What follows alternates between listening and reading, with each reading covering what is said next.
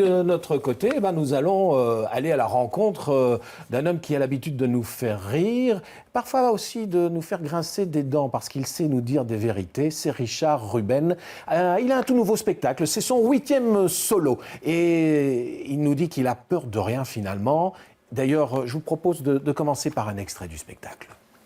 Les réseaux sociaux, c'est devenu ma raison sociale, hein. Le matin, quand tu te lèves, qu'est-ce que tu fais? La première chose, tu fais quoi? Tu ouvres ton iPhone, mais avoue-le! Mais oui, évidemment! Mais tout le monde ouvre son iPhone avant même d'aller faire pipi et d'embrasser ta conjointe. On est tous comme ça, on ouvre son iPhone et on relève les messages de Facebook, les SMS et accessoirement les mails. Et là, tu reçois un POC d'une fille dont on a regardé le profil tout en regardant en profil bas. Oh, t'es chaud comme une baraque à frites! Alors, à l'insu de Marie-Caroline, tu t'assois sur la planche des WC! Tu likes sa photo, elle, il m'a liké! Elle like la photo de ton chien, toi, t'es chaud aux boulettes! Alors, tu la rajoutes comme amie, hein? Alors, elle te donne son numéro de téléphone, toi, tu lui envoies un SMS, elle te donne un rendez-vous occulte sur un site discret, niqueune-tarentule.net. Tu as rendez-vous sur MSN, tu flirtes sur Skype. Elle te fait l'amour dans tes rêves. Et toi, tu t'endors avec ta batterie déchargée à côté de Marie-Caroline. Ah oui, peur de rien, Richard Ruben, bonsoir. Bonsoir. Alors on a retrouvé un de vos personnages fétiches, hein, Gonzague. Il vous colle véritablement à la peau. Et je l'assume totalement. Et vous l'assumez totalement, mais il faut peut-être préciser que dans le spectacle, il n'y a pas que du Gonzague. Il fait 7 minutes sur 1h30. Donc voilà. Alors, peur de rien, ça veut dire que dans ce spectacle, vous nous parlez de nos peurs à nous, contemporains. Quel type de peur, par exemple? Écoutez, on a peur de tout. On a peur de ne pas pouvoir assumer avec nos ados, d'être complètement à côté de la plaque. On a peur de ne pas comprendre leur musique. On a peur de se retrouver seul. Il y a des mecs qui sont obligés de ramener quelqu'un dans leur lit le soir uniquement parce qu'ils ont peur de rester seuls dans le noir. Surtout les hommes. Hein. On est beaucoup plus faibles que les femmes. Hein. Oui, les hommes, ils sont moins équilibrés. Hein. Ils ont peur. On a peur le jour où on se sépare de devoir se remettre sur le marché. Parce ça devient carrément des sortes de speed dating. Les gens s'invitent au restaurant, ils se jaugent, ils se regardent. On a peur de tout. On a peur dans d'autres domaines. On a peur du nucléaire, on a peur du bio, on a peur de la guerre, on a peur du séparatisme. Il y en a qui en arrivent même à avoir peur d'avoir peur. Bon, alors, quand vous écrivez vos spectacles, comment ça se passe? Quel est le déclic? Est-ce qu'on se dit, tiens, voilà un bon thème, la peur, c'est représentatif de notre siècle, notre 21e siècle, j'ai envie de parler de ça? Ou alors, c'est parce qu'on a vécu soi-même de grosses peurs? Non, je vais vous dire une chose, c'est un prétexte. En fait, ce qui s'est passé, c'est que nous écrivons des textes avec Arnaud Bourgis et Sam Touzani. On est en train d'écrire, on avait plein d'inspiration, vraiment, on s'amusait beaucoup. Et on s'est rendu compte qu'on avait des situations très drôles, mais qu'il y avait ce truc qui était en filigrane. Et on s'est dit, et puis il y a eu cette fameuse attaque de rapace. Je me suis fait attaquer par un rapace. Ah bon? La dernière heure, on a parlé, parce que sur mon Facebook, j'en ai parlé, simplement, ça a été repris et ça a fait un espèce de buzz. Et c'est vrai que ce jour-là, quand je me suis retrouvé dans le Brabant wallon en train de courir, me faire attaquer par un rapace, je me suis dit, si même on ne peut plus sortir de chez soi en se disant, tiens, est-ce que je vais vraiment aller courir? Parce qu'on ne sait jamais que je me fasse attaquer par un rapace. Et c'est vrai qu'on l'a transformé, ce sketch. Alors là, je vais voir un imam, un rabbin et un curé pour leur demander leur avis. Qu'est-ce qu'ils en pensent? Et je ressors encore plus confus qu'avant. Oui. Alors justement, le thème des religions, c'est un peu touchy, hein, parler de religion en humour. Moi, je pense qu'il n'y a rien tant qu'on est rassembleur. Moi, je ne suis pas là pour faire des polémiques, pour stigmatiser. Je suis là pour dire aux gens, regardez, voilà, qu'est-ce qu'on nous propose? Faites-vous votre propre philosophie. Et je pense qu'il y a des gens bien partout. Et c'est vrai que chacun avait ses petits défauts dans le spectacle. L'imam, parce qu'on a tendance à stigmatiser maintenant, à dire les islamistes, machin, à mélanger musulmans, islamistes. C'est tout et n'importe quoi. Et c'est pas bien parce que pour les peuples, ils souffrent parce qu'on les stigmatise.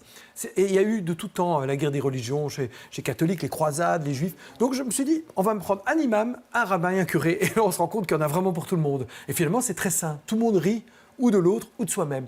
Et ça, c'est sain parce que ça permet de faire sortir les malentendus. Alors, il y a un autre personnage qu'on retrouve dans votre spectacle. Et moi, je l'aime bien, celui-là. Je ne suis pas le seul, je crois. C'est Jean-Claude Van Damme. Oui, c'est pas une imitation, c'est un personnage. Ah, oui. Vous avez tout à fait raison. Alors, c'est vrai qu'on ne peut même pas imaginer un spectacle de Richard Ruben sans lui. Et de nouveau, il dure 2 minutes 30. Voilà, c'est 2 minutes 30. Alors, nous, on n'a pas 2 minutes 30, on a un petit moment, mais on va se faire plaisir. C'est un peu ma conscience, Jean-Claude. Voilà. On le regarde tout de suite, Jean-Claude Van Damme. Ok.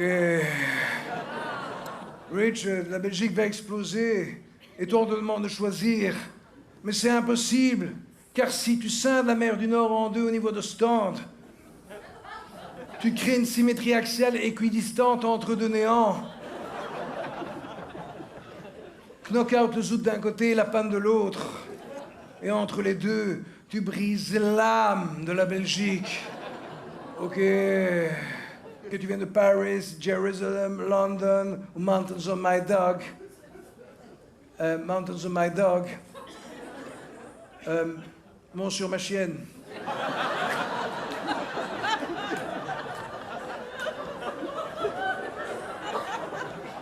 Jambon de cloque. Âme sur heure. Ou que tu viennes de I put the dressing. I put the dressing. Je nappe. Rich, tu dois t'ouvrir vers le monde, ok? Tu ne dois pas te refermer sur toi-même.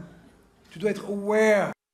Bah ouais, aware, évidemment. Vous voyez ce qu'il dit? Tu ne dois pas te refermer sur toi-même, tu dois t'ouvrir vers le monde. C'est ce que je pense. Donc même par Jean-Claude, dans le précédent spectacle, il faisait la paix au Proche-Orient. C'est quand même une...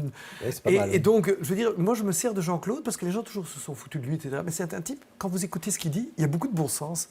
C'est ce bon sens bruxellois, c'est ce bon sens belge. Pourquoi est-ce qu'on a l'air toujours bizarre? Parce que nous sommes un mélange de cultures. Pourquoi est-ce que je fais Jean-Claude? Parce que mon père parle un peu comme Jean-Claude. Il n'y a pas de hasard. Mon père est un anglophone, francophone, né en Égypte, qui est venu vivre en Belgique. Donc il a une espèce d'accent belgo-anglo, franco, on ne sait pas trop. Et c'est ça, quand vous voyez Johnny Hallyday, quand vous voyez Arnaud, ce sont des gens qui ont toujours été métissés dans leur belgitude.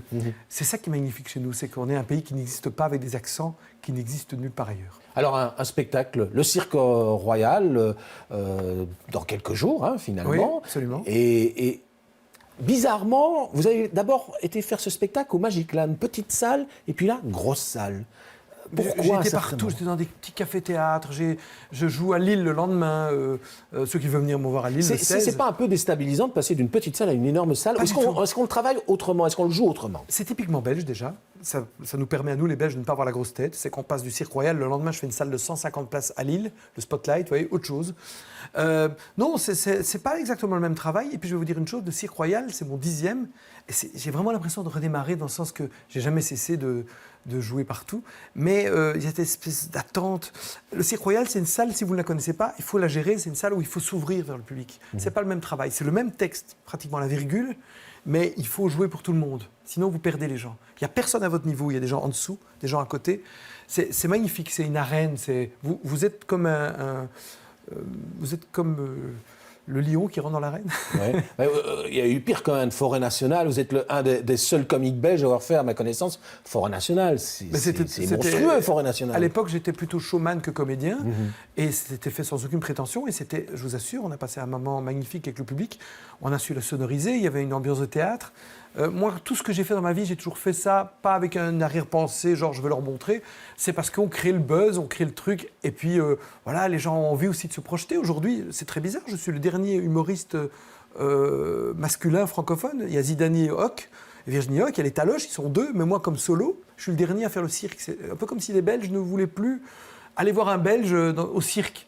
Et bon, ça me touche parce qu'on est déjà plus d'1 millier, donc je me dis que le pari est réussi déjà. Je dis qu'il faut être fier de ce qu'on fait chez nous et c'est un rendez-vous que je donne aux gens, un peu comme on est tous ensemble, quoi. Vous savez, ça n'a pas plus de prétention. C'est un spectacle, il n'y a pas un accessoire, il n'y a rien. J'ai une paire de lunettes de Jean-Claude et c'est tout, et des lumières. Et je suis là avec les gens, je descends dans la salle, je remonte. C'est très écrit, mais il y a des petites impros. On va jouer avec les gens, on va jouer avec les gens au fond, on va jouer avec les gens devant. Les gens qui me connaissent savent que moi j'aime bien inclure tout le monde, que c'est un spectacle qui n'oublie personne. C'est très physique quand même comme spectacle. Oui, ici. je fais du jogging maintenant aussi sur scène. Oui. Parce que vous savez, j'ai même fait ça pour... C'est pas encore aussi physique que Virginie Hoc, mais bon, voilà. Moi, on y arrive. je l'admire beaucoup parce que c'est une fille qui donne beaucoup de sa personne sur scène. C'est une petite poulvorde en jupon. Hein. Oui, non, c'est différent, mais moi, si je devais me situer, c'est très compliqué de se situer parce que je me situerais entre Gad et Guy Bedos en passant par Team Seat et Les Inconnus. C'est un peu ça mon univers. C'est essayer d'avoir du sens, mais pas casser la tête aux gens, essayer d'être populaire. Alors, si un des personnages du spectacle devait le vendre là tout de suite en disant aux gens il faut venir absolument, qu'est-ce que vous pourriez nous faire? Personnage du spectacle. Richard, ça me fait tellement plaisir de te voir. Tu viens à Bruxelles, mais venez abandonner vos iPhones, allez voir Richard. En live, c'est pas sur YouTube, c'est vrai, là. Vous comprenez ce que je veux dire, là? Coudon? C'était une crise qu'on comprend pas, là. Ah bah voilà. J'espère que tout le monde aura compris. Bah, les Québécois, il y en a plein en Belgique. Merci Richard. Colis. Et puis à Merci très beaucoup. bientôt. Et puis il me reste à vous souhaiter à toutes et à tous un excellent week-end.